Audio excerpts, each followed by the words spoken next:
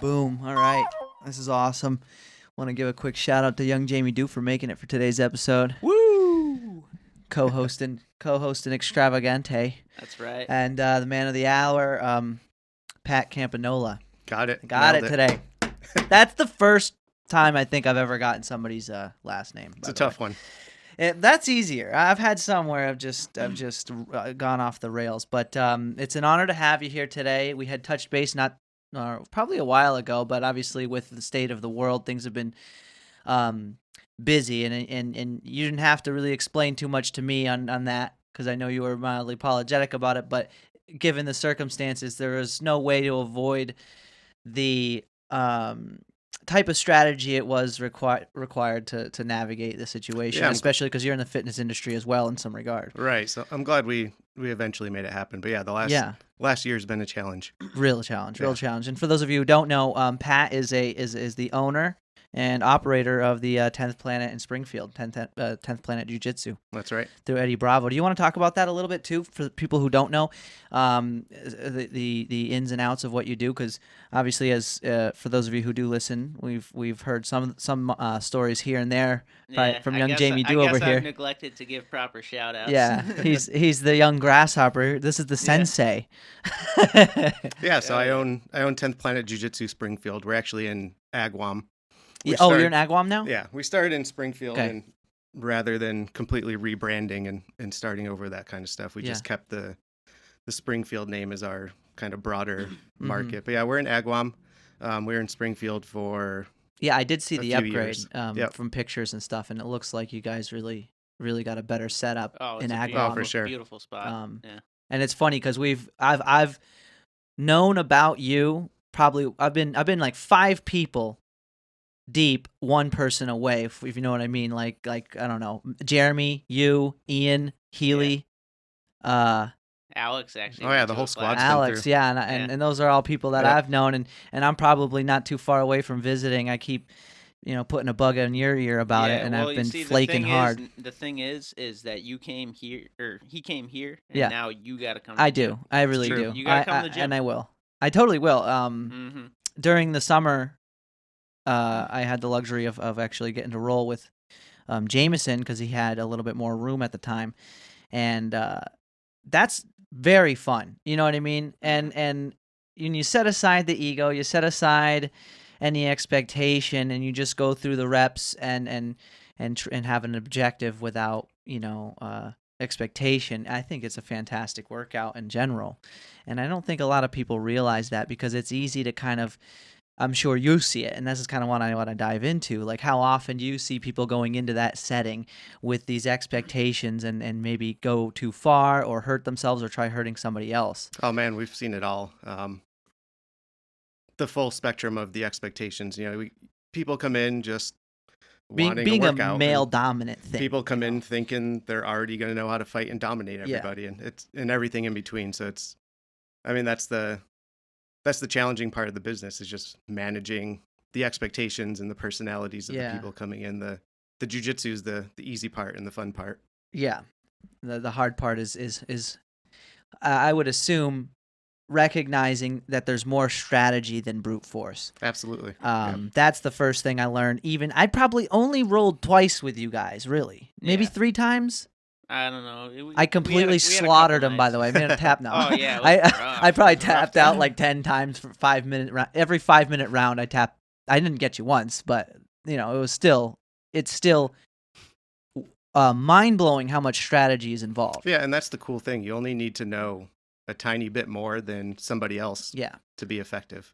Attributes will get you so far. If you're bigger, stronger, faster, they'll get you beyond your average person. But as soon as their skill level gets a few notches above yours, it's not enough to overcome it.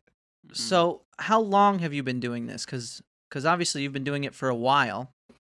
And what got you into it? I mean, I've been training close to 10 years. I wrestled. Oh my God, really? I wrestled from when I was 10 years old. So it started with wrestling. Yep, through high school. I wrestled a couple of years in college, kind of struggled on and off with keeping up with the athletics and academics together. And then just went through a small phase where I just wasn't doing anything competitive. And it was kind of always that itch to give so it a after try. high school, were you just blinders on to be in martial arts, or was there something No, I was else just doing all the normal stuff. Yeah. Flag football. Okay, I Rec gotcha. softball, bar league volleyball, all that stuff. And finally, I was living out of town for a work project, and there's What were you doing? Like, I'm a civil engineer, so we were building a road in the mountains in southern Arizona, and next to my hotel there's this big warehouse that had a big banner that said MMA on it. So I just decided to pop in one day since I was living out of town away from my wife. How old were you when you found this? 27. 27. Yep. No kidding. That's actually insane. So you made that switch. Do you still do any civil engineering work? Yeah, I still work full time. Oh, no kidding. Yeah, the gym's the part-time side gig. thing? Yep. Wow, okay. Yep. So that's pretty awesome. You're still multifaceted in that sense. Yeah, I mean, we had big plans. I was trying to work towards getting full time into the business, but this last year has made some changes. Yeah, serious changes. Yeah. And that was one of the first things I thought about. I mean, I was pretty cavalier about the whole thing. Like me and Jameson were wrestling and stuff, and I can't imagine the hoops or just the level of apprehension you might have had to face from, because obviously it's a service. You don't sell a product, so you have to make sure people are comfortable with not just any service. Of course, you're probably the most hands-on service you could possibly have to offer. Right, we're literally right up in each other's faces. Sweating on each other, like masks are probably not an option in that yeah, it's difficult. I mean, with the guidelines, jiu-jitsu's looking a little bit different than it has in the past. And, yeah. We're just trying to do our best to keep everybody safe and at their comfort level. So exactly. We have so much space. We try to be really accommodating to whatever comfort level people have with training at this point. If they want to come in and just have their sectioned off area to not touch any, that's cool too. Right. And it turns into you have the ability to offer space to people who want to participate in their own bubble, so to speak. But I want to go back to, you saw the MMA place while you were doing your work in Arizona. What got you to get involved with 10th Planet? How does that work too? Just from a business standpoint, I'm personally interested, because is it a franchise? Is it how does it operate? So it's an affiliation, which is, from my understanding, a little bit different than a franchise for legal reasons I don't entirely understand. But I think if you're trying to just like peg it as something, it's close to a franchise. We essentially pay a fee to use the 10th Planet name, and we have to go through a certification process to become. You get to meet Eddie Bravo and. Yeah, I've trained with Eddie Bravo a bunch of times. So to become a certified 10th Planet instructor, there's a whole process you have to go through to make sure your technique's where it needs to be and get you certified to teach people and run the business. Cool. That's really cool. Yep. Talk about meeting Eddie Bravo, because I'm assuming with the way it's run, considering, are you running it alone, or you have partners, or? Yeah, I'm a one-man show. One-man band. My wife helps with a lot behind the scenes, but the day-to-day stuff. Right. Yep. So I'm thinking, well, now how do you progress in refining your ability as a, you wouldn't call yourself a coach, is it a sensei, or how does it work with MMA or jiu-jitsu? I mean, I'm super casual about it, so most of the guys just call me Pat, coach. Yeah. Okay. Every now and then.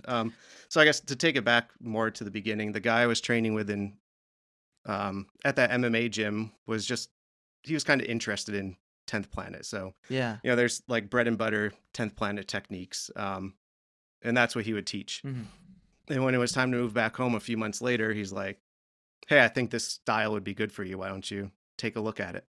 So I just go and Google 10th Planet Jiu-Jitsu and realized the 10th Planet Phoenix gym was like 10 minutes from where I was living in the Phoenix area. So I just went in, popped in there, and got my ass kicked by who's now my instructor.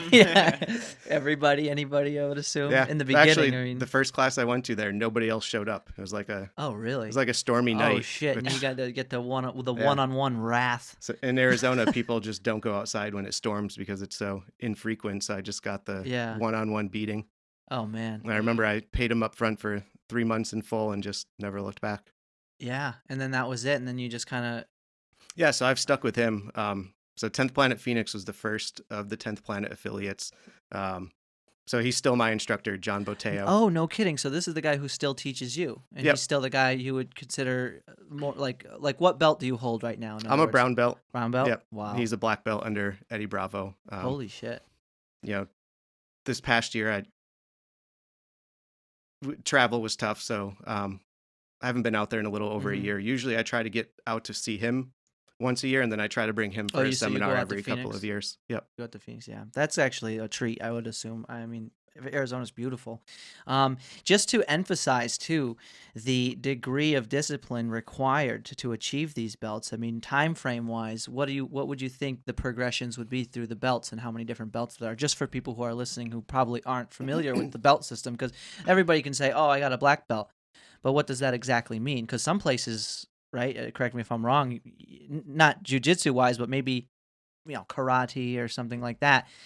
It might not be as long of a process to get that belt. Sometimes you get them McDojos where the belts are on special. Yeah, those Happy Meal belts. Yeah.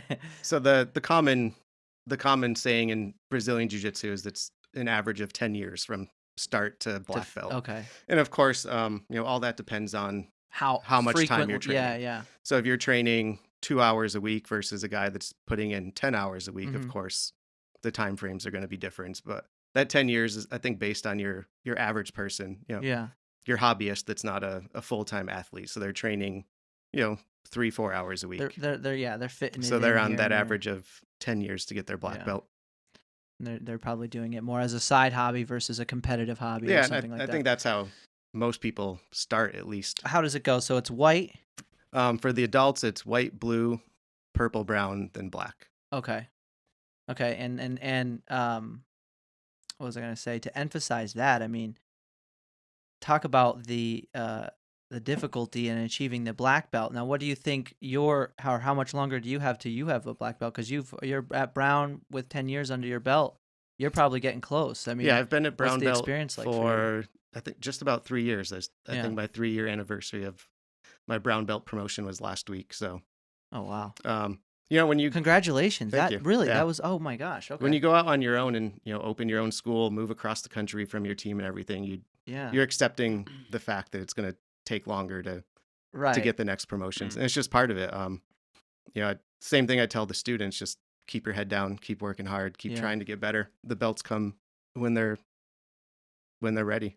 Yeah, seriously, and I was talking to somebody about even just the collegiate process. I think it's so important to maintain the mindset of becoming better than to achieve what comes with getting better. You know what I mean? Sometimes people might focus on the degree, or maybe you've noticed people focus on just the belt instead of, getting lost in what it means to get there. Oh, for sure. Or finding their skill or honing their craft more sincerely. You know what I mean? Versus it being just this serious, straight up spike. Yeah, I think at some point or another, everyone gets tunnel vision on one of their upcoming ranks. It's just, it's hard not to, especially with social media. You see your friends and peers and people you've competed against and former teammates getting promoted. It's hard not to look at them and wonder, well, why not me? But you just got to go back to remembering, why are you doing this? Did you sign up for jiu-jitsu because you wanted a certain belt? Probably not. Yeah. You likely didn't even know there were belts. Jiu-jitsu? Yeah. Exactly. When you come off the couch and sign up for jiu-jitsu, you probably have no idea what the belts are. Yeah. So you're there trying to learn and get better. Describe a little bit of the competitive environment, because obviously you're right kind of there when it comes to maybe seeing athletes competing maybe in Bellator or UFC. I mean, we know Tony Ferguson went through 10th Planet, right? I mean, there's quite Tony's a few. Got 10th Planet ties. He still trains with Eddie and some of the other guys out. And there's quite a few.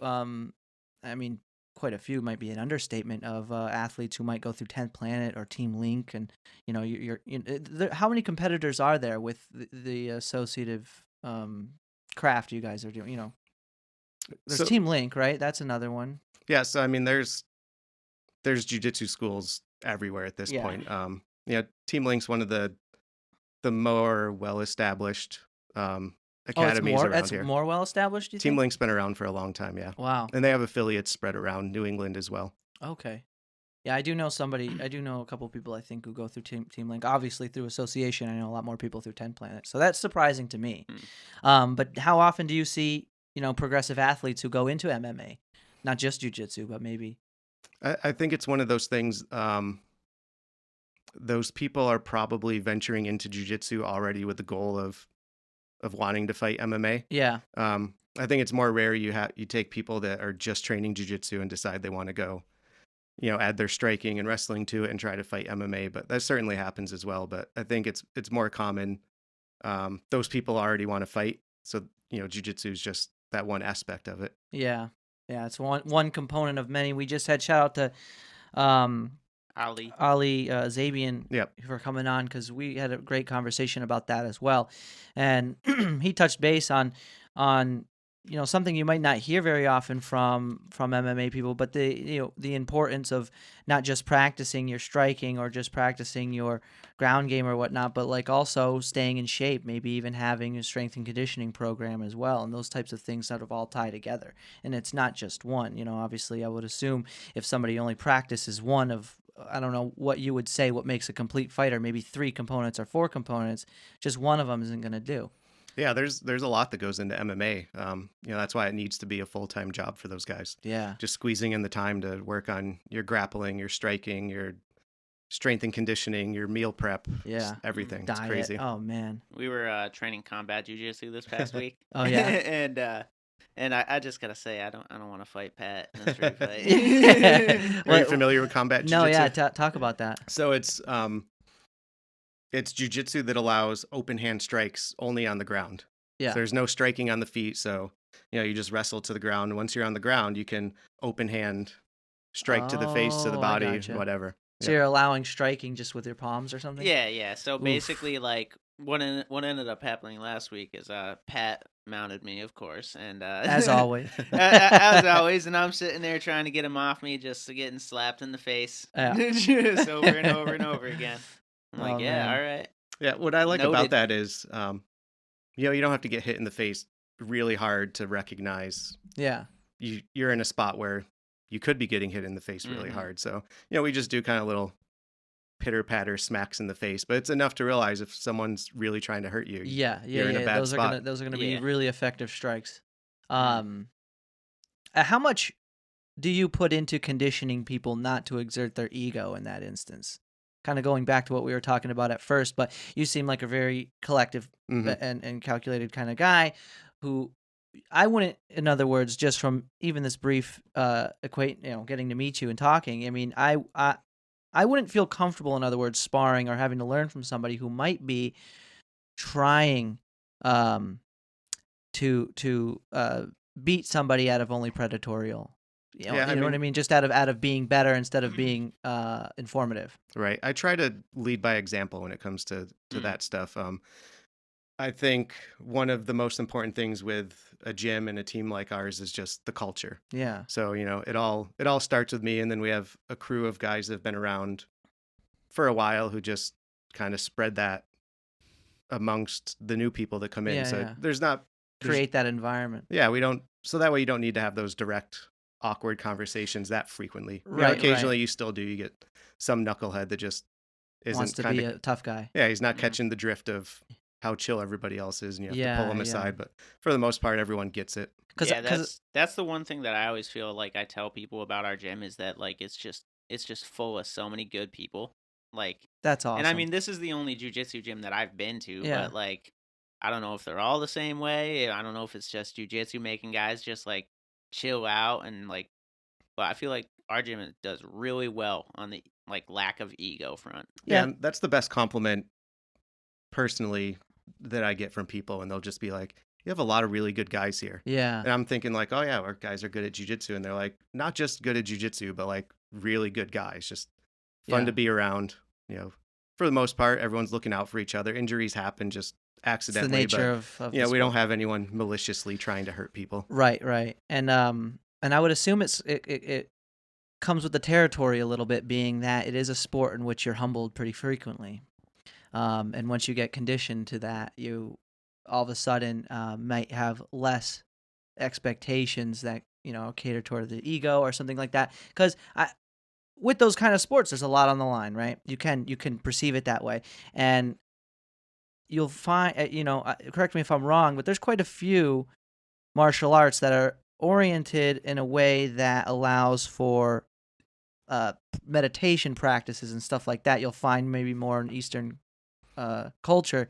You know what I'm talking about? Like if you were to train like Tai Chi? self-defense or Tai Chi, or like it might not be something that's so practiced today because it is far more of a popular and in high demand, or at least a little bit more popular of a sport than it used to be, where before it was a very niche thing to be teaching martial arts maybe 20-30 years ago.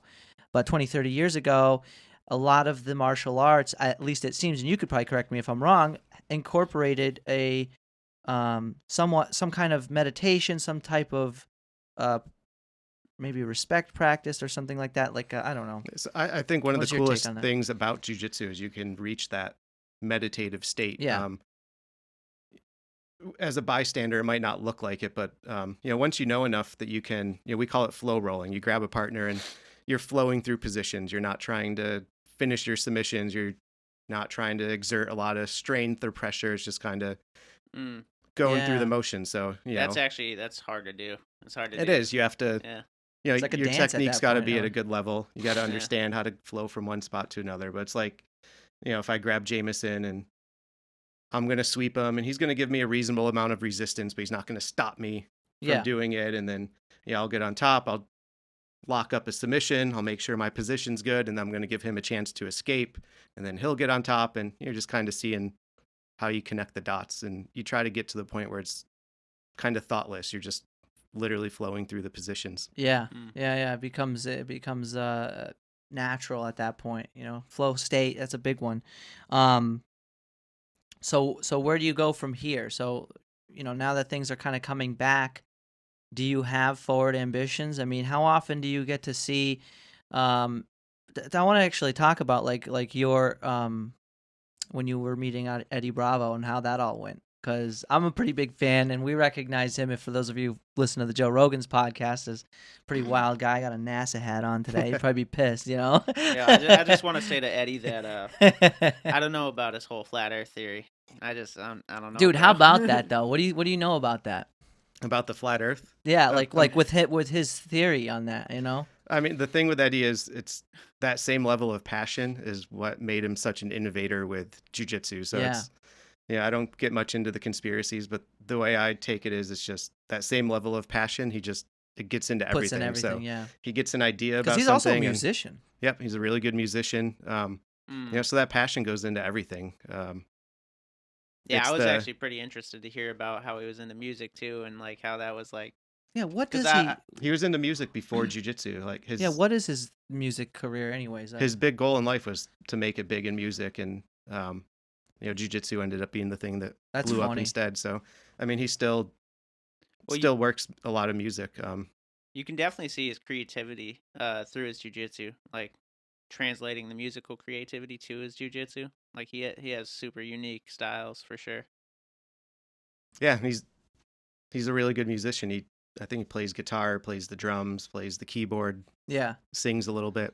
And it wasn't too long ago too. Or it probably was at this point, but maybe less than a year it'd be probably over a year by now. But did you meet Jocko as well? I mean, Jocko Willink, for those of you who know, wrote a couple really great books too, and he's another huge influence within the MMA community, right? I mean, who does he work under or with? So he owns a really big gym in San Diego, Victory MMA and Fitness. He's one of the owners. He's all over the place. That's Dean crazy. Lister's the head jiu-jitsu instructor. So Jocko and Dean go way back together. Dean's like a legend of American jiu-jitsu competitors. Jocko's the black belt under Dean. Oh, no kidding. Yep. No kidding. And so is it only black belts that can give I would assume, yeah. Or is it something higher than a black belt that can give out black belts? So the thing with jiu-jitsu is there's kind of not like one big governing body that makes the rules. Like there's one that kind of does, right, but not everyone follows their lead. It's not like college where there's a rubric, right? So or a curriculum. I think their regulations say you need to be a 3rd degree black belt to be able to promote black belts. Oh, so what's how are the degrees achieved? Typically, after you receive your black belt, at that point it just becomes more time based. So if you keep up with your training, I think it's 3 or 4 years between each degree. Wow. So if you're a 3rd degree black belt, you've been a black belt for longer than I've been training jiu-jitsu altogether. And talk about the level of mastery behind that achievement, because not only did you have to keep up with that, but you also had to do it in such a way where you weren't getting injured. Because that's, it's something that the likelihood of getting injured is pretty high.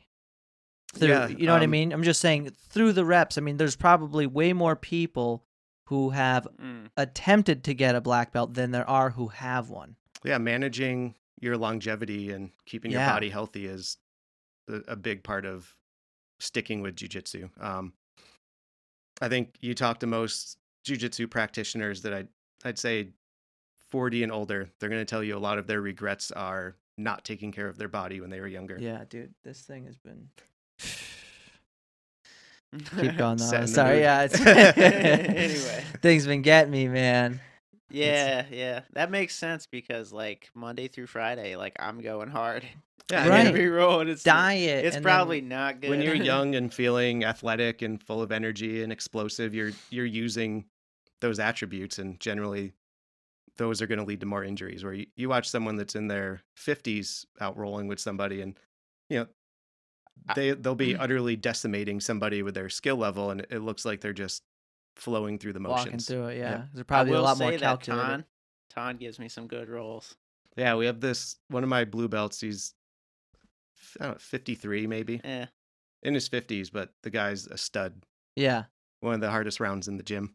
Yeah, I mean, it makes a lot of sense because it's the difference. I mean, this is a funny example, but like when I was working as a painter a long time ago, we were taking this baker's rack and putting it in my boss's garage, and I grabbed the baker's rack and carried it to the garage. There's wheels on the bottom. He's following behind me, wheeling it, and he goes, "That's the difference between age and youth." And I like to make that comparison because it is funny how sometimes you'll just use your strength to try to accomplish all things instead of strategy or any type of calculation, or your opponent to win. Sometimes that's probably more often than not the easiest way to win is to use, like you're saying, be in a flow state and play with the cards you're dealt with the person who you're facing, right? I mean, they sort of are the ones who are giving you the opportunity. Yeah, one of my big concepts I teach a lot is taking your opponent where they want to go and submitting them the way they want to be submitted. So, yeah. We're not trying to fight people, right? Or cracking heads with each other. If someone's leaving an opening somewhere, let's exploit it instead of just having tunnel vision on something else that maybe we wanted to do. Right, like demanding to get a headlock. Or I mean, that's the extent of my knowledge is pitiful, but like last week we were working simple sweeps, just like forward, back, side to side. Yeah. It's like whichever way they're leaning, let's try to go that way first. Yeah.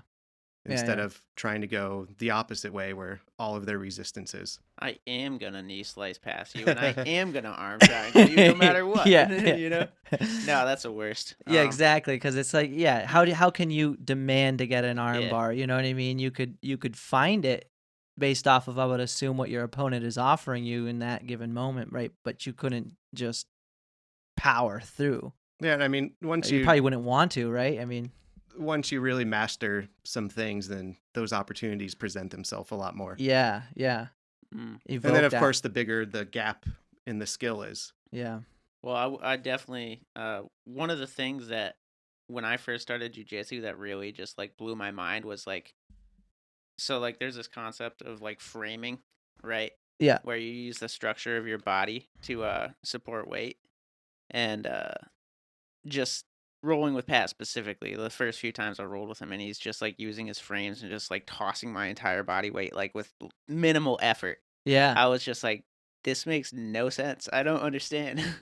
Yeah, once I made that switch from being a student to an instructor, I changed a lot of my habits with training and rolling because I'm trying to be on the mats training with my students 5 or 6 days a week. So, it becomes more important to avoid stupid injuries that can be avoided. So, a lot of my jiu-jitsu style became, I'd call it lazy jiu-jitsu, but it's, just trying to use the minimal amount of effort, use the technique and leverage like jiu-jitsu is meant to be used. Right. Oh God, there's so many things to be said about that. I'm trying to think of there's They said the most productive people sometimes are the laziest because they will figure out the easiest way to get what needs to be done. And a lot of people can get caught up in anything. I mean, shoot, forget just jujitsu. It could be anything in life.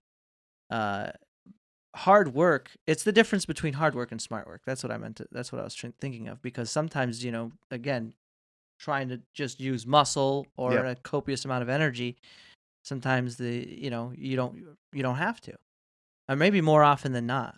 Yeah, absolutely. I like to treat physical attributes like an insurance policy. Yeah. Let's rely on our technique. Let's rely on proper positioning. If you need a little bit extra to take it home, then go ahead and use your strength, use your size, use your weight, your speed, whatever attributes you possess. Yeah. Or you could just squeeze everything. just squeeze. Good old Gunatine. What would you say is one of the hardest things or one of the most important things to teach people in the very beginning? I think it's just relaxing. People come in, they're just so tense, especially if they've never done anything physical like this. Because I would assume that's probably the, how do I put this? The scariest part of the experience of learning jiu-jitsu or learning MMA. It's in the beginning, you're probably most likely to hurt yourself or somebody else. Yeah, you have to relax and you have to trust your training partners. Yeah. Trust your instructor. Yeah. And not go in with a ton, because I'm going to assume in the beginning, I mean, we all kind of grew up wrestling each other a lot.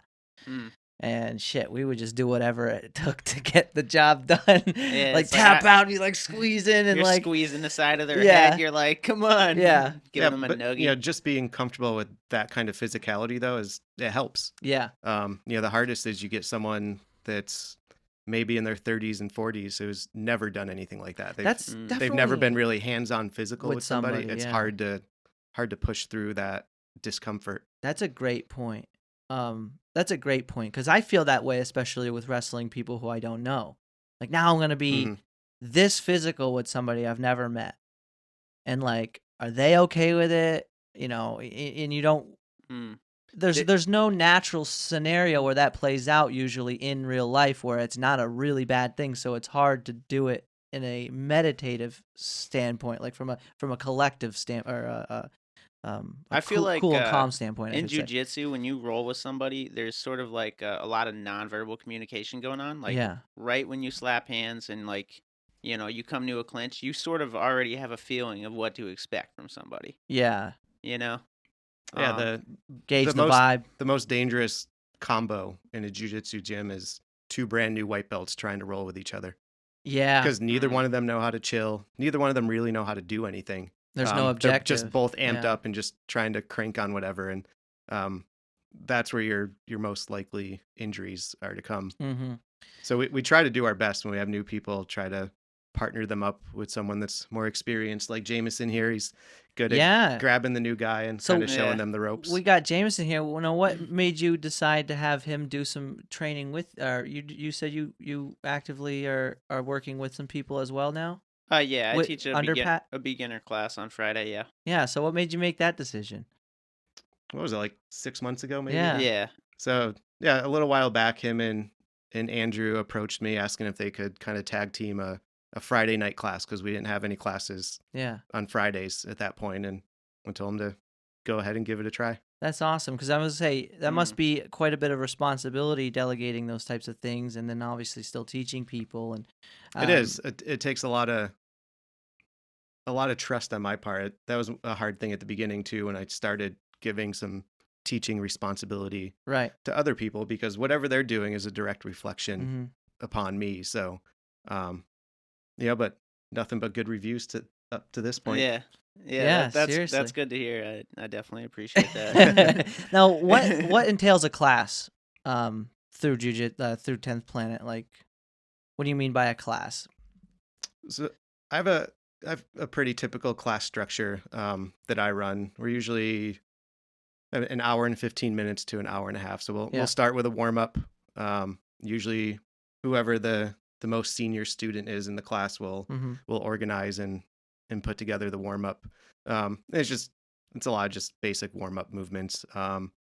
Like technique reps and stuff. Like just no, literally just what are you guys doing now? Like rolls and forward stuff? rolls, backwards rolls. Yeah, we do the shrimps, the Granbys, the backwards rolls, sit outs, cartwheels lately. Bear crawls. We've been doing cartwheels.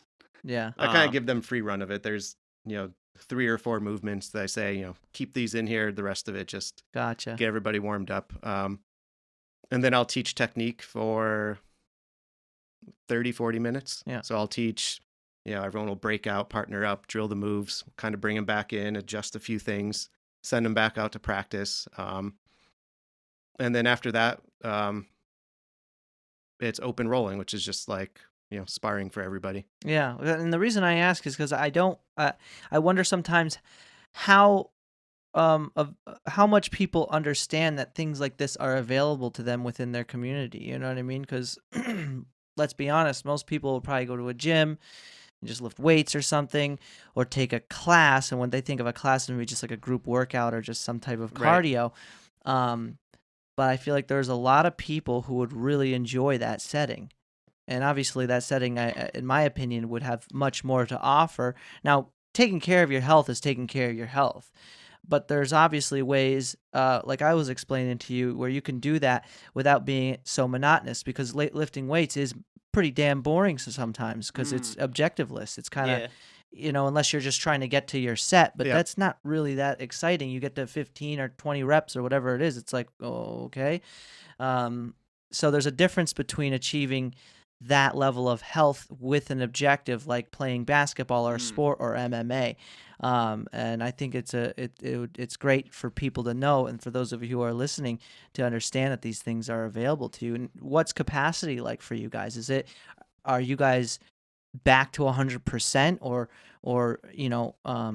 how do you deal with your? And that's been the tough thing this past year. I was putting together a big marketing campaign kind of right before we had to shut down last year. So, we were closed completely March through July, I think. Closed. And then it was a slow progression back into it based on what the state was allowing us to do. And we're still not back to normal yet. Yeah. And people's apprehension, because it's like, if somebody's super worried, they might not be back for a while. Yeah. And so we lost a lot of students for sure.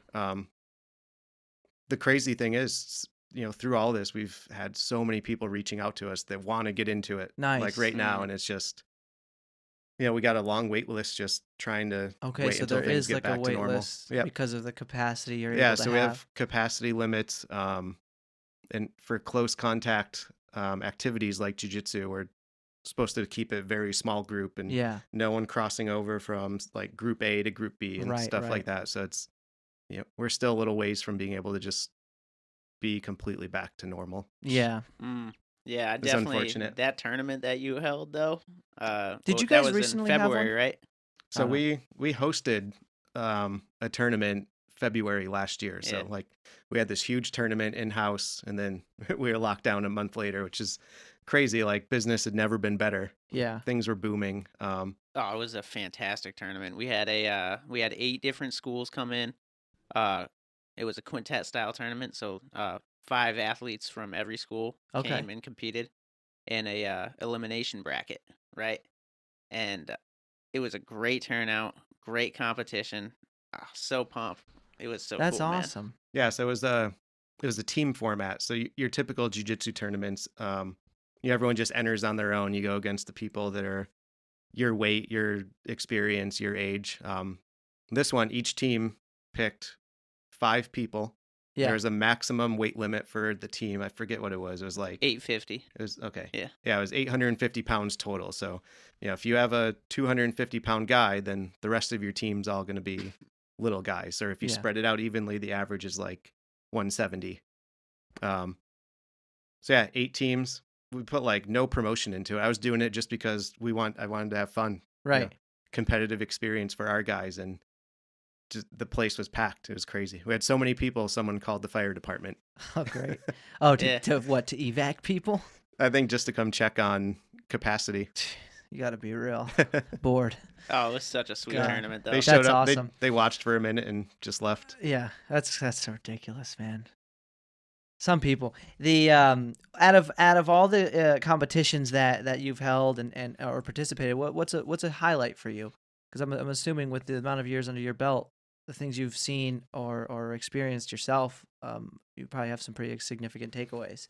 Yeah, I mean, I haven't competed in a while. It's just, hats off to the instructors that are like full-time coaches and like pro level competitors. It's so much work to cover both bases. I competed a lot coming up. I've never put my self-worth on the results of my jiu-jitsu competitions. Right. I've won a bunch, I've lost a bunch, I've had some cool moments. I've been on both ends of the highlight reels. Nice. For me, and same thing I tell all my students, success for me in competition was going out there and at least executing my game plan, showing my skills, trying things. If the other guy's just better and I lose, you can't do anything about it other than, get back to work after the fact. Right. There's certainly not a fantastic strategy to be upset. Yeah, I've had wins that I wasn't proud of, and I've had losses that I was super proud of. Because I went out there, I threw my moves at the guy, had some chances, and ended up losing. And I feel like that's a really beautiful way to look at it, because, again, this is based off of my small knowledge of it, but I've always been a fan of it. It's like there's so much happening that you wouldn't realize. And win or lose, if you were able to complete many, different micro battles within the within that, what is it? That wouldn't be called a fight, would it? A competition. Some people call them fights. I call them matches. Yep. Within the match or the round, so many things that could be accomplished that you'd be so proud of, I would assume.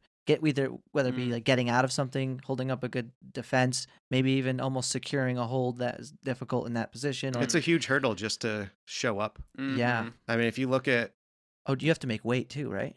Well, just to have the guts to get out there into a physical confrontation with somebody, that takes a lot of heart, for sure. Yeah. It's way easier just to never try it. True. I mean, most people, they'll sign up and they'll have butterflies in their stomach, like... Yeah. Every time they look at the email with their confirmation. I'll tell you, last week my bracket was at the end of the day, and I'm just sitting there, just like soaking in my anxiety all day, waiting for my matches to come up. Oh, it's super nerve-wracking sometimes. Worst. Yeah. That time from like when you show up to the venue. Community now. Yeah, you show up to the venue, and then it might be 4, 5, 6 hours before you compete. So you're just sitting there like a ball of nerves in this arena full of people doing the same thing. With wrestling, I had probably wrestled close to 200 matches. So, you'd think I wouldn't be nervous going into a jiu-jitsu match. Still nervous. Super nervous every time. And it just becomes, get to the point where you can use the nerves to help you instead of hurt you. Well, what a great teacher that is really, I think, the big takeaway from that. Is we're all familiar with putting yourself in uncomfortable situations and how nourishing that is, because life as it is, if you don't go out of your way to experience those things, you never will. You might. And it would be in the times that does happen, and it's a great way to kind of look at life. It's like, listen, if you don't have any level of discomfort that is occurring on any regular basis in your life, the time discomfort does come into your life, it can be catastrophic. God forbid. But my point is, like, even this, you know what I mean? When I have people, I've never met you, and I've never met most of the guests I've had on, and it's kind of a you never know type of situation, and you still have to, have a conversation and stuff like that. Never mind in your case, Jameson, going up against somebody who you don't know and trying to physically defeat them. Yeah. That's pretty wild. You're always going to have those nerves. I feel like it's bad if you get to the point where you have no nerves. Nah, well, you might be a sociopath.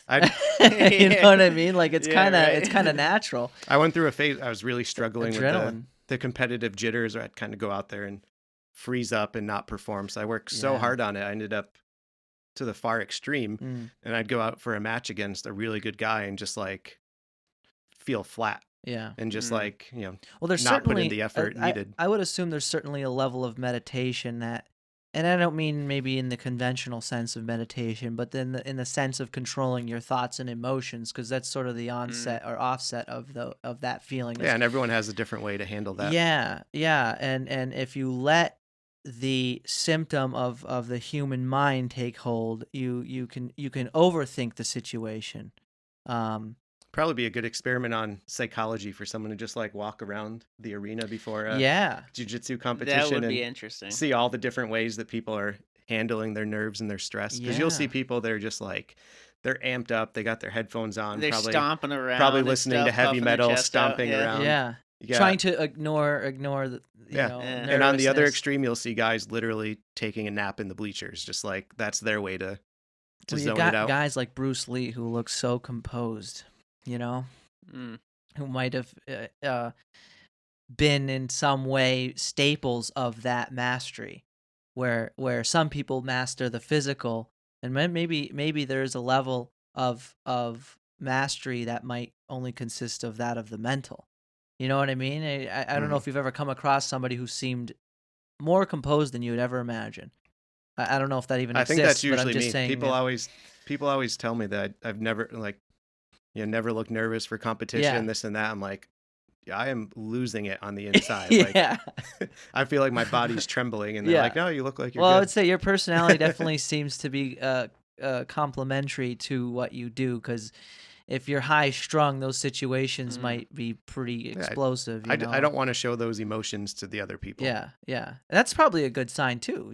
Play your cards close to your chest. If you're sitting there like, you see someone that looks like a head case, you're like, I'm gonna crush that guy. And you're probably a UFC fan, I would assume, right? And so we've all watched fights. I usually watch them with you, and you see like, yo, that guy's fucking nervous. Like, that guy's nervous, dude. Like you could tell. Like one specific event I remember when McGregor was fighting Jose Aldo, dude. Jose Aldo looked defeated before that fight started, man. I can't imagine the nerves at that level, especially when you hear interviews from some of the all-time greats like George St. Pierre talking about how he's terrified to go out and fight. And you're probably well aware of the pay-per-views. So much build-up, so much But that helps me feel more normal about my nerves and emotions before my stupid little jiu-jitsu tournament. Think about the extreme. Think about the extreme, you know what I mean? Like, holy shit, on that level. And not only that level, and I'm here talking about pay-per-view, there was once a time, for those of you who don't know, if you're 1 year old, we used to fill stadiums with people. That's so funny. Bunch of diseased savages in one room, thousands. Yeah, screaming at you and screaming drinking, that they want you to die, sweating and what was I gonna ask? Goddamn. I just had a good question and it kind of just slipped my mind. It's all right. Regarding the competition. Oh yeah, that's what it was. It was who is somebody who you look up to personally in the jiu-jitsu world? Sure. Yeah. I would assume you have some influences besides. Yeah. So your guy in Phoenix. Gosh, I forgot his name. John Boteo. John. Okay.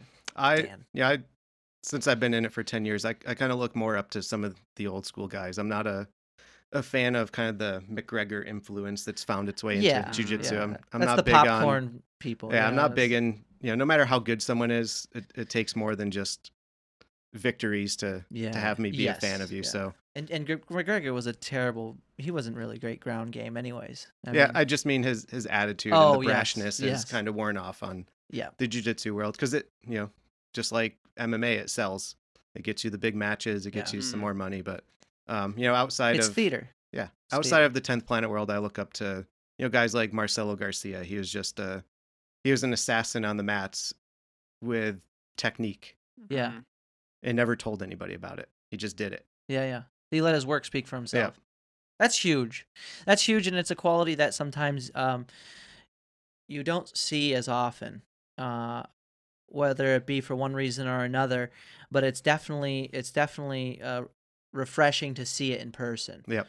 Because that's how you know, okay, this person cares about what they're doing. You know what I mean? To the point where they're so busy doing it that they don't really have time to constantly talk about doing it. Yeah, I mean, inside the gym, we all talk a lot of shit to each other. Yeah. But, well, banter comes with the environment. That's inside the gym, though. Yeah. That doesn't extend to, your opponents and people you run into outside it's of also the gym. a sign of like friendliness, how much you can push somebody's buttons. You recognize that I can really push this guy's buttons, and most of it is probably out of just tongue-in-cheek laughter. It's not like you're trying to actually demean that person. Yeah, definitely like talking smack is definitely like a way to express your love. Yeah. I'll have this guy in the worst position possible, and he'll still mutter to me and call me a bitch. Yeah. You like slaughter him out. You're still a bitch. my favorite thing to do is like when somebody has me in a deep like rear naked choke position and they got my arm trapped and they still can't choke me. And I'm just like, you're a pussy. It's a good strategy. Break my arm. I'll usually start laughing, and that's his opportunity to escape. Yeah. Especially on the level at which you guys both are performing, you realize both equally that, you're fucked. To talk shit in that. Well, definitely though, yeah. You take your fair share of ass whoopings. Yeah. Definitely. And that's and yeah, so I would assume when did you ever get a chance to roll with like Eddie Bravo or anybody? Yeah, I've rolled with Eddie. What was that like? I mean, it's death. He's so good. That's awesome. I feel like lately people forget how good his jiu-jitsu is because the focus is on the conspiracy stuff, and he's doing stand-up comedy, and he hasn't competed in a really long time. Comedy though, he's funny. And he's gone through a bunch of injuries and a bunch of surgeries like the past 5 years. So his training wasn't consistent. I was last in LA 2 years ago, and I feel super fortunate. He was kind of coming back off of, I forget if it was a knee surgery or a shoulder surgery, but he was only rolling with smaller people. Yeah. So like I was out there for a week and got to roll with him. Oh, people like every his day, height, every his session. size? He was trying to roll with people, smaller than him. Yeah, didn't need as much leverage or something. He's still so good. He just, came off the bench, several years of injury recovery, and just decimated me. Wow. That's insane. How long has he been training though? Like how old is he too? Do you know? He's 50 something, right? He's right around 50, I think. Okay. He's been training since, I mean, he started shortly after UFC 1, so like mid-90s. Wow. Yeah, that's a 30 ton of years. experience, and he's so good. He's got 25 plus. Yeah, under his belt. Yep. Jeez. Now, at any point, do you have to touch base with him, considering you're, being an owner of one of the gyms? Yeah. So we're how much contact do you have to have between how much contact or communication is there between you and him? So all of us are in a chat group together, like a messenger group. So all of the affiliate owners. Oh wow. And a lot of the black belts that don't own their own gym. So we communicate frequently. And all affiliate owners are supposed to get to Los Angeles, I think, at least once every 2 years to train with them. Yeah. So I was trying to get out there at least once a year.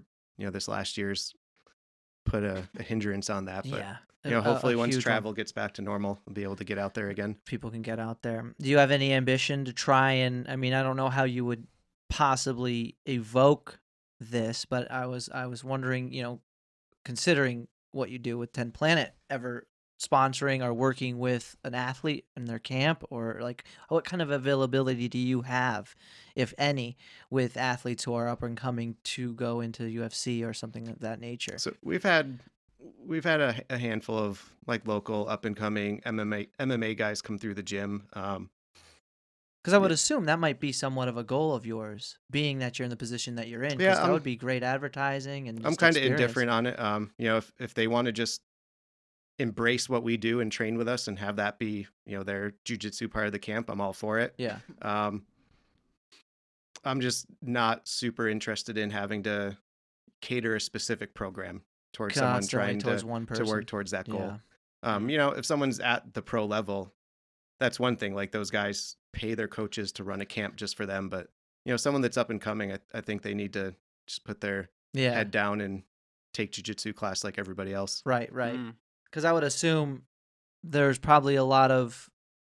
obviously far more people in the preliminary stages of that than there are like professional. Yeah. And I'm not against it. I mean, if someone that's already within our team wanted to go the MMA route, I'm down to help them. If someone that's already fighting decides they want to switch up their jiu-jitsu and train with us, that's awesome too. Especially given my work schedule, I just don't have the ability to run a separate program. So how's that go? Talk about your civil engineering job. I mean, that is there a great amount of passion and interest of your own that you put into that, or is that just something you kind of do to pay the bills? How do you feel about? I mean, I've been with the same company for 13 years now. So I get treated really well. I enjoy what I do. I have a huge amount of flexibility. Yeah, well, it sounds like a pretty fun job considering you guys probably work on pretty big, projects. Yeah, right? and I mean, even before COVID, I was primarily working from home, so oh wow, I've always had a lot of flexibility with it. That's great. There used to be a lot of travel. Again, the last year, not so much, but yeah, it treats me well. Do you get to how often before all this now did you get to travel for 10th Planet? I mean, was it just between Phoenix and LA, or did you get to go other places? Yeah, most of my jiu-jitsu travel was between those two places, just because that's where my instructors are. Yeah. When we would just travel, personal vacation, there's a 10th Planet almost everywhere, so I'd always try to take a day and go and stop in and train with the local guys. Yeah. So I got to train in Dublin when we went to Ireland a few years ago. Talk about that. What the heck? What'd you go out there for? My wife and I just went for a quick trip. There was Norwegian Airlines had just started running a route to Ireland, so we literally got tickets for $50 round trip from Bradley. That's awesome. So I just booked some random date. That's amazing. Yeah. It was a year and a half out. I'm just pick some dates that were available, and yeah, we just went, the two of us. It was 4 days. We just got an Airbnb in Dublin, just walked around, drank. I've heard so many good drank things espresso and and beer. yeah, that's pretty much you all got I got a favorite out there. beer from out there? We did. I forget the name of the place. It was just this bar and brewery that was right by where we stayed. And they brewed their own stout, so it was it was Guinness but not Guinness. Yeah. And then we have a 10th Planet affiliate in Dublin, so I just that's awesome. hit those guys up on Facebook, just saying I was going to be around and I'd love to stop by and train, and they ended up having me teach the class and got to train with those guys. So that was cool. What's been one of your biggest challenges running a 10th Planet besides last year? It's all the stuff that people don't tell you about running a business. I think it comes with any business, not just specific to this industry. Right. The jiu-jitsu part is the easy part. It's the fun part. Yeah, that's what you want. I know what I'm doing. I know how to teach. It's fun to train. It's the people. Yeah. It's human resources is the biggest struggle. The finance stuff, it's not that difficult to figure it out at the scale we're at. It's not like we have a big payroll and stuff like that. It's just managing. Do you have people, how many people do work for you or with you? We don't have any payrolled employees. We have a handful of guys like Jameson that pitch in and cover some classes. But for the most part, it's me. It's just you never know who's going to walk in the door. What their personality so your people is. Skills need to be there. Yeah. And in our new place in Agawam, we don't get too many problems. We're in a not so great area of Springfield before, and you get some foot traffic coming in that was occasionally difficult to deal with. Tough to deal with, and the amount of different characters you have to deal with, and the amount of different people you have to be. And that's the thing I've noticed too, because I'm also in the people business in that sense for myself, and you have to be very malleable and with your character and who you are, depending on who's coming in, and I'm sure there's that element that applies to teaching, because not everybody learns the same way, so you have to find out new ways to maybe to show somebody something. Always evolving my teaching styles. You'll teach something and you just see the deer in the headlights looking back at you from all around the room, and you're like, all right, we gotta take guys, a different spin on this. yeah. And we have kids classes too. So you got that's cool. You gotta tailor it to the kids. You gotta communicate with the parents. Parents have concerns about their kids getting injured and how they're being treated and all of that stuff. So it could be a full-time job if I hired someone just to be the people person. Right. Yeah, just somebody to deal with people coming in and out or something like that. Do you guys have a website too? Yep. Just for the Springfield gym? So we're linked from like the main 10th Planet website, but we have our own website. It's 10thplanetspringfieldma.com. Perfect. And that's below for those of you who are listening on the YouTube. So that's got a contact form on there, so you put in your info and then we'll That's pretty awesome. That's pretty awesome. Do you have any plans to set up more down the road? I mean, what's the end goal or the forward goal for you with this? At this point, we have a lot of room to grow into in our current location. So, my primary focus is let's try to get things back to normal in 2021. Yeah. First of all, we got to get back to the numbers we had before participants and everything. And then grow from there. We only use half the space that we have in the room. So, we've pondered ideas of, expanding jiu-jitsu mats so we can run 2 classes at the same time. Maybe add in boxing, kickboxing, striking of some sorts, yoga, who knows what's. We have a lot of space, just kind of seeing what fits. I don't want to rush into anything. That's awesome. Between the classes, what do you do for like injury prevention? Because I'm assuming that's a pretty big part of the job. Acai. That's what you use, right? Lots of acai. What's that? Acai is berries? No. Yeah, it's like the berries? It's a Brazilian berry. Yeah, acai berries. But they like make it into a dessert, and it's a joke. Like every jiu-jitsu guy that gets accused of being on steroids says it's just acai. Yeah. Oh, I got you. Yeah. For injury prevention, for me, it's just working my training around it. Yeah. Taking time off when my body says take some time off. Right. Whereas in the past, something's sore, you're like, well, I'm just gonna power through it because that's the tough guy thing to do. Well, do you have any strategy that you try to implement to your students, for instance, that might help with injury prevention, or is that not something you see very often anyways? No, I think it's just being smart with your training. Yeah. Freak accidents happen. I've had some injuries that I think would not have been preventable. Like, nothing me or the other guy could have prevented. It just happened. But a lot of them are preventable. Would you say that jiu-jitsu is a high impact sport? I feel like it wouldn't be considered. I feel like it depends on I think it really depends on the person. Yeah. You watch some people, it's there's some impact there. There's some impact there. Yeah, I and you look at other people, and it looks like they're half asleep. Right. I think just like speaking personally on the injury prevention topic, just don't let your ego get in the way of like protecting yourself. Yeah. So if somebody's got a submission locked up, like recognize when their technique is good and just tap, and then you can try again.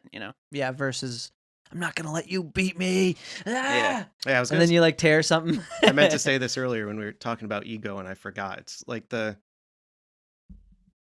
think one of the biggest misconceptions in jiu-jitsu is everyone says, there's no ego. It's the biggest lie. It's there. You're fighting someone one-on-one. The ego is there. It's how can you control it? Yeah. You're not going to be a successful competitor if you have no ego. If you don't care about winning. Right. You have to have some drive. Yep. So you have to control that ego. So, like Jameson said, someone has you in a bad spot. You got to control that ego that's telling you to keep fighting out of it and be smart enough to recognize, I need to get out of this safely so we can keep training and train tomorrow and the next day. Right. Get better. Fix our flaws. Yeah, when I'm training consistently, I get submitted by my students on a somewhat regular basis. I put myself in those positions, and if they do the right things to capitalize, they deserve the satisfaction of getting the submission.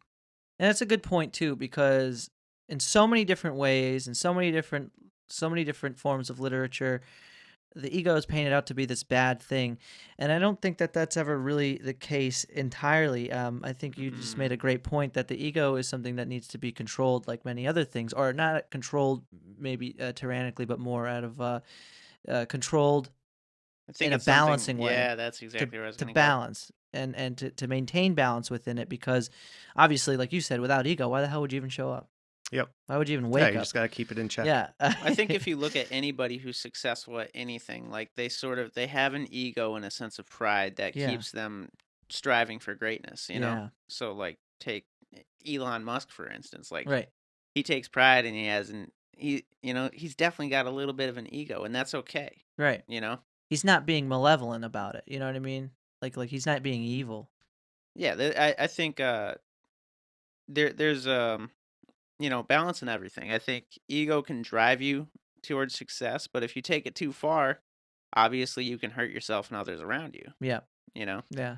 And that's what, just from talking to you guys for the brief moments that we have been, it seems like the effect of jujitsu is very much a mental thing, because never mind the strategic knowledge that you need to implement in every variation of a moment, but you also need to control your own self from both an emotional and ego standpoint. Yeah, for me, jiu-jitsu is an extremely important part of my mental well-being. Yeah. Last year I think was difficult for a lot of people. I know it definitely was for me, going 4 months without training at all. Yeah. Messed around a little bit at home with the family, but it's not the same. I mean, it sounds crazy, but kind of visiting that quote unquote death's door when you have someone choking you is, I don't know, just helps me. Dude, that helps first me find week, that balance. that first week back in July when it was like 90 degrees and we were still just like sparring, and I was just loving every second of it, no matter how much it sucked. Yeah, we have no air conditioning. We're in the second floor of an uninsulated metal building. That makes for a real out of body spiritual experience. Well, we got that swamp cooler thing. We got right? the big ass fan. That's a legit company. Yeah. It made a big difference, though. It made a big difference. Oh man. Yeah. That's really cool, and I can't say enough about it. And that was one thing that was really bummed me out about the whole thing, and how much it seemed like society was so in favor of people not doing anything, And that was something I had to kind of just to talk about a little bit of where I'm coming from with what it was like with COVID. We work with a lot of elderly people, because our services, being a strength and conditioning coach, cater extremely effectively towards athletes and post-therapeutic patients. But most of the time, those people don't need to be with us forever or need to move on, and that's the whole point. But you have a lot of elderly patients when you work with general populations in the field that I'm in, because that they not only need it all the time, but they have the time to work on themselves in that regard. When you take that away and you no longer are able to provide people with the things that sustain their health, is when they become most vulnerable. And it was unreal seeing people willingly exchange that and go, I'm no longer going to exercise or take care of myself because I'm worried about my health. And you're like, whoa, you're going to, that's your health is what's, your level of exercise is what's determining your health a lot of the times. There was a great, this friend of my friend's, his name was Peter, just to say his name, but he was telling me about his mother. And his mother obviously was in her 90s or so, and she was a cigarette smoker. And so one day she reads an article about cigarette smoking and realizes how bad it is for her. And she goes, good grief, I've been smoking cigarettes. I can't be smoking cigarettes anymore. She quit just like that. In her 90s, she had smoked her whole life. And with the amount of money that she had saved from no longer buying cigarettes on a regular basis, she was able to hire somebody to mow her own lawn, so she didn't have to do it anymore. It wasn't much longer after that she died of a heart attack, because the only thing really keeping her alive was that level of consistent activity to sustain her cardiovascular health. And to touch on cardiovascular health, I think it's extremely understated or under cautioned, we'll say, in this country, that's what is getting a lot of people sick or killing them, because they're not doing anything. In fact, they're doing things to the contrary of sustaining their cardiovascular health. They're making it worse through sedentary life styles and diet. And just to see that, which is probably one of the better things about I would assume with jiu-jitsu, is at least you get to work with relatively younger populations, but even so, it doesn't. Our students definitely age young. Yeah, I'd say our our key demographic is definitely that 20 to 30 range. But that's kind of when it's most important too, because you wouldn't even recognize. But the amount of activity that you're able to sustain in your youth is really going to be what determines how strong your cardiovascular health is for the rest of your life sometimes too. Yeah, and one of the cool things about jiu-jitsu is, I think once you get past a couple of years of consistently being into it, it's something you're trying to do for the rest of your life. Yeah. I think once you get to that point, you recognize its importance and it's something that you want to Well, I'll stick say, with. just from rolling with you, I don't think there is a better way to work out.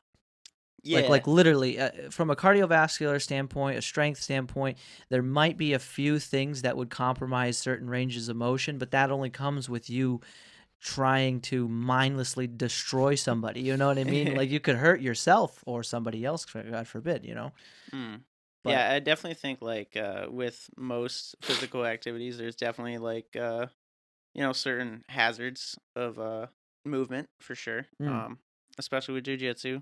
There is the risk of injury. Well, it's not ergonomic. And that's not a put down. I'm just saying there's nothing ergonomic about fighting somebody. In fact, you want to. That's how you submit somebody, is you put them at odds with their own ergonometry. I think, like Pat was saying, it's important to, like, be smart about your training. And like, also to go back to, like, what we were talking about earlier, like, lifting weights is kind of boring, you know? Very, yeah. But, like, with jiu-jitsu, you can learn a skill. You get to meet all these cool new people, man. Like, that's, like, probably one of the best things about jiu-jitsu, at least for me, is all the people that I've met. Yeah. Like, it's a great community. Yeah, we have a really interesting bunch. We have the full spectrum of people. We've all ages, all backgrounds, professions. Right. Hobbyists, guys that want to compete, guys that want to fight. Super cool. And that's, I think, one of the hidden values about being in a people-oriented industry and providing a service of that in that caliber, that you're that up close and personal with people, is that you get to really know them. You could make an argument. You probably get to know them in a way that is maybe just generally, much better than some people who've known them their whole lives just through being an up close physical altercation. Because there's a lot you can learn from somebody. We're working on putting together a little video series that part of it's going to be highlighting the people. Yeah. And I think that's going to help other people recognize, all these people are just like me. Yeah. You don't need to be a professional athlete to start jiu-jitsu. You don't need to be in amazing tip-top shape to walk in the door and get started. We literally have every type of person. And that's, I like that you said that too, because I feel like starting anything or going out and embarking on any new endeavor, there's always that hint of apprehension because of doubt. And you go, well, I'm not a martial artist. Absolutely. Or something, you know what I mean? I'm not an athlete. Why should I work out? Why should I lift weights, That first step in the door is always the hardest. Yeah. I remember it was for me. I was super nervous just to show up that first time. Yeah. Even now, if I'm traveling and, I stop in to train at another gym that I've never been to before, I still have the same nerves walking in the door. Oh, I bet. It's just, and it's different. It probably can get tougher too. I would assume. I'm gonna try to tailor this to be a question more so than a statement. But for somebody like yourself, getting better and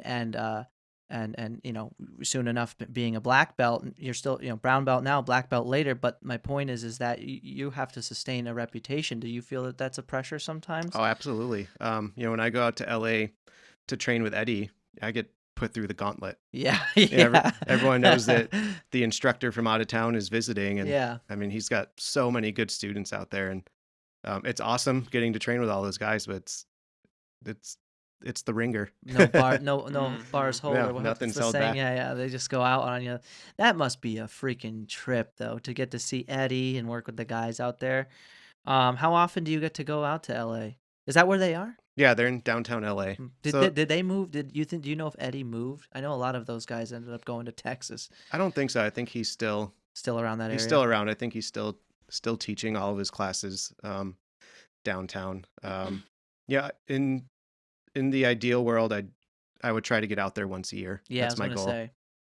That must be awesome. It's hard to do any more than that. Just it's a big trip. Well, yeah, and you have a family, you have kids or a kid. I have a kid. Yep. Yeah, so juggling that and a day job, for crying out loud. Yeah, I gotta take time off from the day job. I need to get guys to cover classes at the gym for a week, kids classes, adult classes. We have a farm too, so if my wife comes with on me, your property, yeah, good for you, man. So she came with me the last time, so we need someone to talk about that. What do you got on your farm? What do you got on your farm? Livestock and we have 4 horses and 2 donkeys. Oh, dude, that's right. I think I just saw you shared some pictures. Maybe it was a time like a time hop or whatever those are called. But you had pictures of your I don't know what it's called, trailer for the horses. Mm-hmm. You got it decaled or something. Yeah. We just got a new horse trailer. Cool. About to build a new barn. Yeah. Dude, that's awesome. What's it like taking care of horses, man? You gotta have a doctor for them and all that. I've heard. Yeah, that's her side gig. Like jiu-jitsu is my side gig. Oh, no kidding. Yep. So she takes care of the horses. Yep. Yeah, I was gonna say, somebody said to me, like, I can't imagine how much that costs. I said, if you have to ask, you can't afford it. Take care of a horse, dude. Yeah, it's definitely not cheap, and they got. She works hard. She has a full-time job too, and she's up at 4 o'clock every day. Oh, man. Taking care of the animals and working out before work. Do you have chickens or anything? Yeah, we have a bunch of chickens. Oh, wow. That's awesome. Real good fresh eggs. Dude, that's what I'm saying, man. Jameson's one of our prime customers. That's right. Really? Yeah, dude. I tell you, the first thing I would do when I get my own property would be to get chickens on it. Just because, just the eggs alone, and they're probably pretty low maintenance to take care of. Yeah, chickens are pretty easy. It's all about how you set it up. Just don't let them get eaten. Yeah, that's really the hardest thing. Keeping them safe from the predators. Do they still get them sometimes? Yeah, we lose one every now and then. That's crazy. Yeah. That's so crazy. Them dang coyotes. That must be like even more mind blowing to you, because you're like, well, there's nothing gonna get in here, and then one's missing. Yeah, raccoons are the biggest trouble. They get the chickens? They're crafty. Yep. Holy shit! I would have never thought a raccoon would go after a chicken. They're almost the same size. They got their fingers, they got thumbs and shit. Yeah, so they can just like rip shit open and get in. They pull out like a bobby pin and I do gotta say that your little farm area and your little homestead is definitely beautiful, and I appreciate. Oh, you've been there? Yeah. I stack wood for him. Oh, no kidding. A few times. For a while, I would trade memberships with these guys to come stack firewood for me. yeah, but he's got a nice little beautiful homestead for sure. That's awesome, man. Well, good for you, dude. Yeah, so we try to intermingle the side hustles all the time. So we sell the eggs out of the drink cooler at the gym, and I get guys from the gym to come work on the farm. Yeah, dude, that's so cool. Jameson's about to help us build a barn. Yeah. Sure. Wait, really? Yeah. Like what kind of barn? We're building a new horse barn, like from scratch. Oh shit. Yep. Well, that's good. Jameson's a handyman. A little bit. Yeah. Put him to work. I've learned a thing or two. Yeah. I'll help you paint. I know how to paint a little. The other thing I wanted to talk about, back to jiu-jitsu, on the aspect of getting people involved and excited about something, is really the coolest part, because even though what I do, and like I said, that might be on the more boring spectrum, is essentially lifting weights, it's cool to find a way to make something that might be monotonous more engaging. And I would assume there are ways that you cater to that with objectives.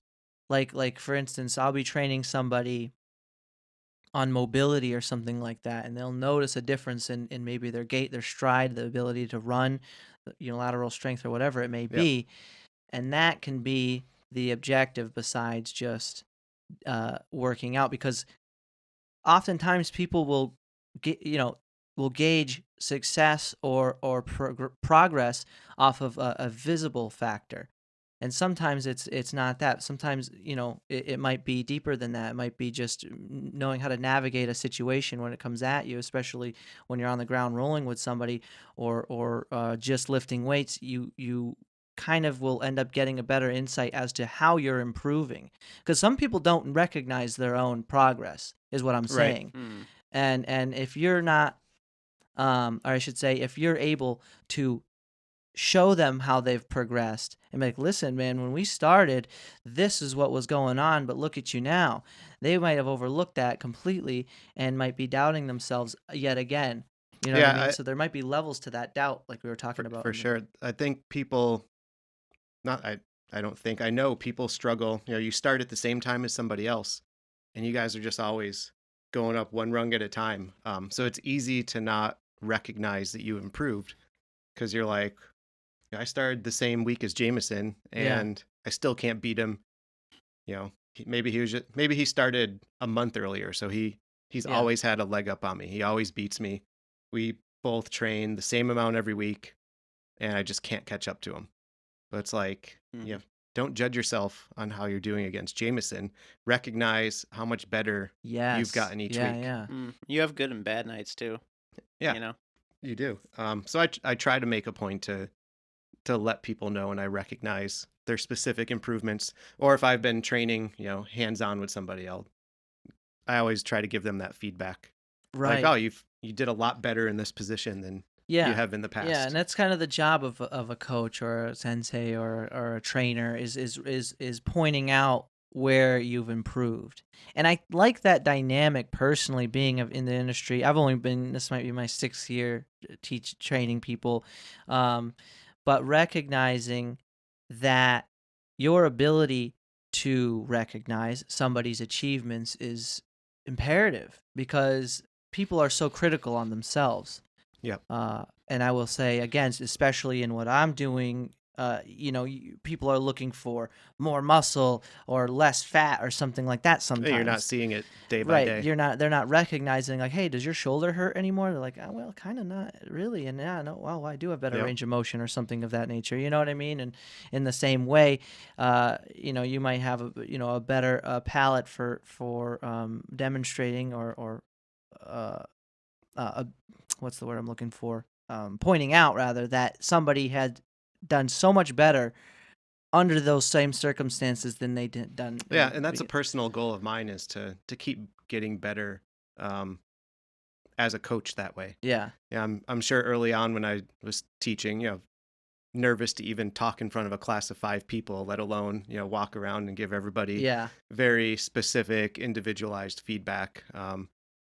So I'm always trying to get better at that kind of stuff, and it's fun though, right? It's fun. It's fun to get better at coaching. And of course it helps retain the students. Yeah, they feel like you care about them. Right, keep morale. We do high. care about them. It's just a matter of making sure you show everybody that you care about them, and you're looking out for their growth and their best interests in their training. Yeah, exactly. And that's crazy, man. Because it's amazing how. It's amazing how sometimes people do have such a hard time believing themselves going through something new. But putting yourself in those situations, I feel like is probably so healthy, like we were talking about before. Yeah, there's some people that are just so hard on themselves. You have to. It's a lot of work to convince them that they're getting better. Yeah, they just do not believe it. Yeah, seriously, like no matter it's you'll like get no, really, you're getting good. Yeah. Yeah, they're like, no, I'm not getting any better. I haven't done this, or that. I haven't hit this submission. Well, you still crushed me. I'm like, well, of course I did. I'm supposed to. Yeah, and that's kind of going back to what we were talking about, like even with the belts. Like, what does it mean to be better? You look at it from all levels. Everyone's got different goals. Even if you don't get, like, say you just don't get better, you're at least healthier as somebody who's in those positions. I mean, that's why I didn't care. Like, maybe most people you would fight with would be really upset to be tapped out 5-6 times in a row. When I was sparring with you, I didn't get you once, but like I was just as long as sweating. If you're showing up somewhat frequently and putting in the effort, there's no way you're not improving. Yeah. Mm-hmm. Yeah. You might not recognize it because it's not as fast as you want it to be, or the steps aren't as big as you hope they would be. Well, when somebody new signs up, and then you see it immediately. You get a chance to roll with the new guy, it's like, dang, I guess I did get better, Yeah. And then you think to yourself, like, dang, was this what I was like when I started? Absolutely, we all were. Yeah. That is a really awesome aspect. Yeah, that's a good way to put it, because of how it's changed your eye. You see things that you didn't see before, to a point in which you can see what yourself was like in somebody else. Like I definitely, one of those things, like one of those impossible scenarios, I always wish I could go against myself from the past. Yeah. Like that would be cool. That would be wild. Yeah. Oh, you'd kick your own ass. I know. I know. I really would. I used to do all the stupidest stuff, and I still do. Still do some stupid shit. Yeah, no doubt.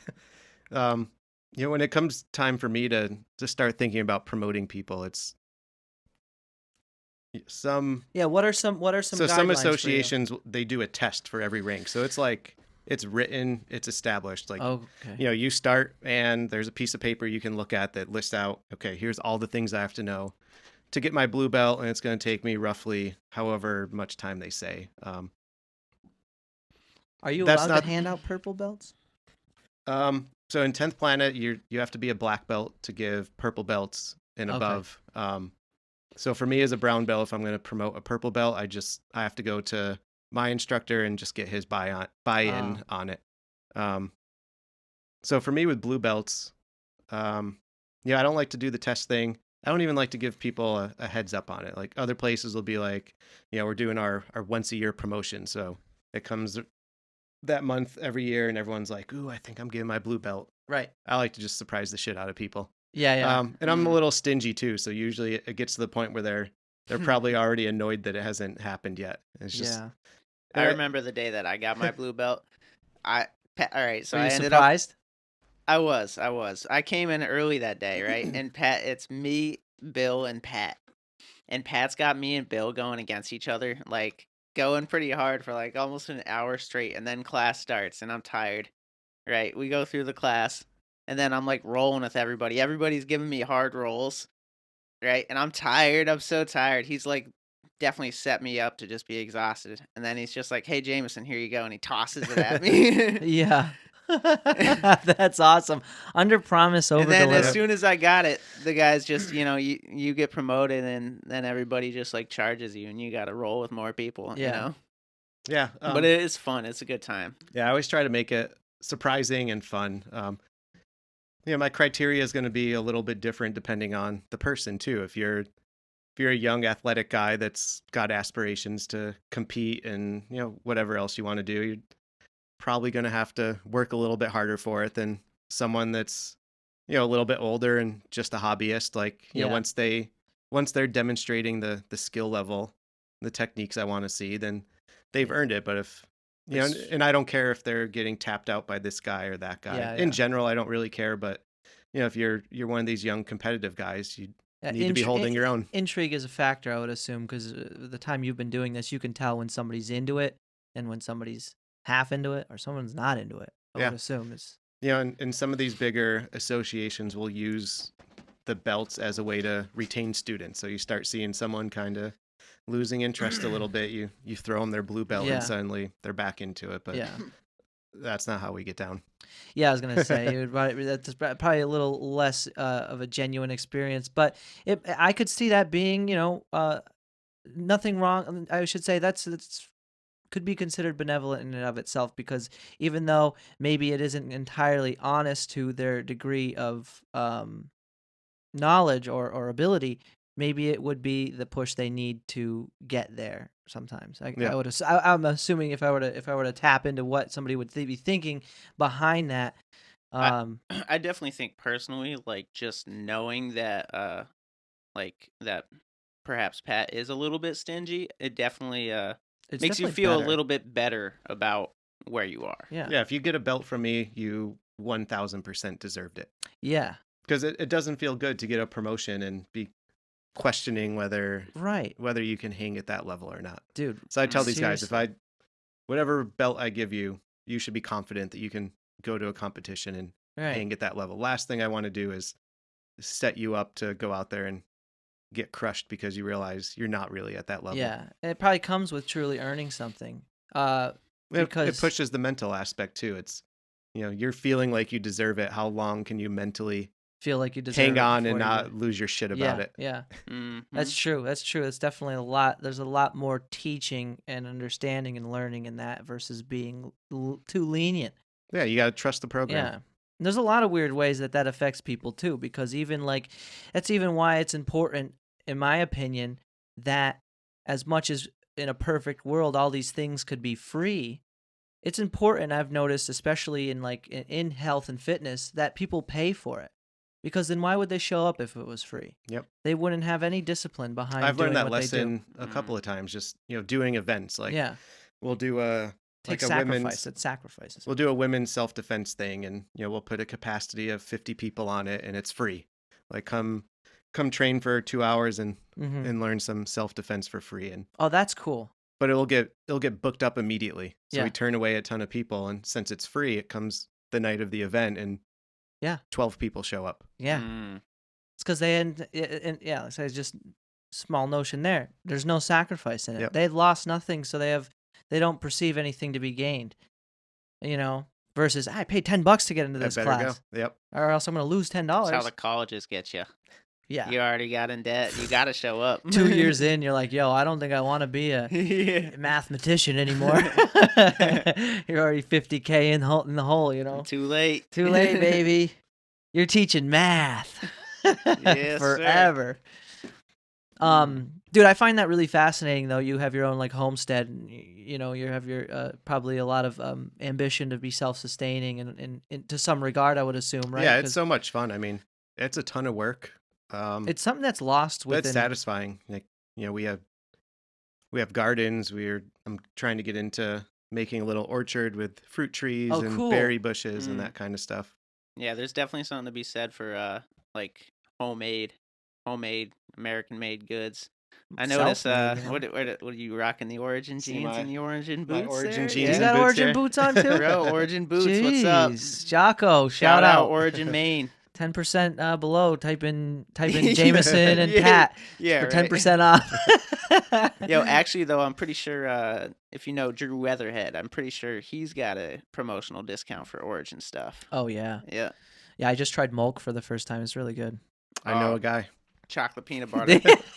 Chocolate peanut butter, son. That's it. So I'm a retailer for all Origin products. Are you really? Yep. So do you get like a discount?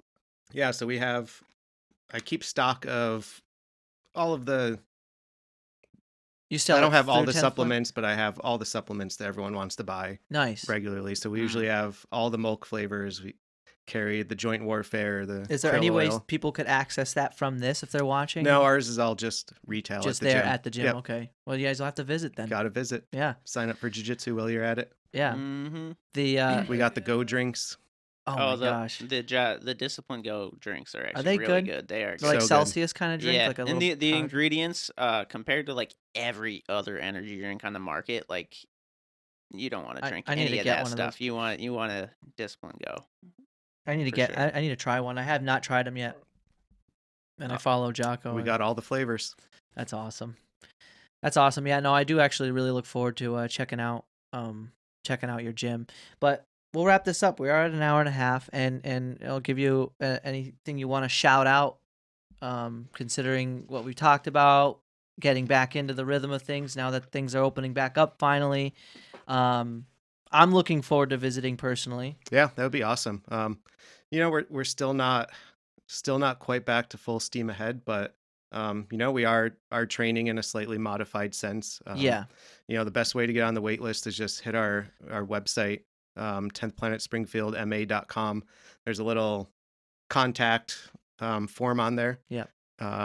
Submit your info through there, and we'll get you on the wait list and get you in whenever we can. That's awesome. Hopefully, I'm hopeful maybe by the summertime we'll be back to running like full we steam. were before. I have a good feeling about it too. I really do, because I mean, with the way things are going and how certain parts of the country are opening up, there's less and less excuses to keep people, under the foot, essentially. Yeah, I know some gyms are just, wide open, going back to normal. We're still being a little bit cautious.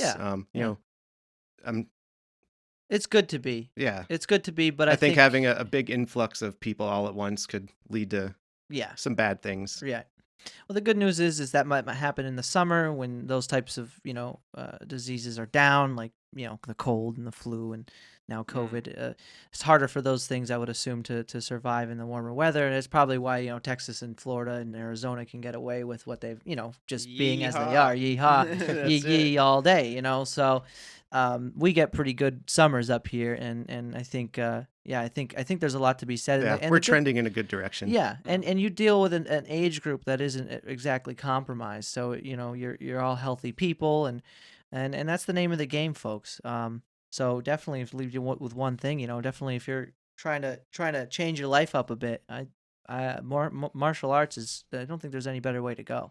No, it's capturing great workout and learn some skills for life. Honing the physical and the metaphysical and all that. There's a lot to be learned, and it's always something I've appreciated, and I talk it up, and I obviously don't walk it up, but I'm hoping to get in there. I'm a busy guy too. We'll switch it up. Come on. Yeah, I'll get out there. Well, you sent me the Jameson didn't stick with it the first time. Yeah, he was in and out a couple of times. Yeah, a couple times, and then I bought a piano instead of paying for classes. Oh man, gave him so much shit for that. and now he can't even get me out of the studio. I'm there like every day. That's awesome. It's so bad. That's awesome. Well, it's good for you too, because that's kind of how you've been wanting to get you're tired of saying honestly, you were tired of doing what you're doing. Yeah, it's literally been probably one of the best things. To happen to me in my mid-20s, for Dude, sure. For real. Out of your whole squad of friends, you stuck with it the most. Yeah. Really? Yep. More than Healy? Oh, dude, he's off the path. He's falling off. Oh, dude, Healy, you hear that, man? I don't see Healy enough to rag on him, but you guys should rag on him. He's probably snacking on some donuts somewhere. Yeah, stick it to him, man. But yeah, guys, check that out. Everything's below. And Pat, I really look forward to visiting the place, and I'm really it's an honor to have had you today. So thank you for coming, man. Anytime. Yeah, this is awesome. All right, guys, peace out. Peace.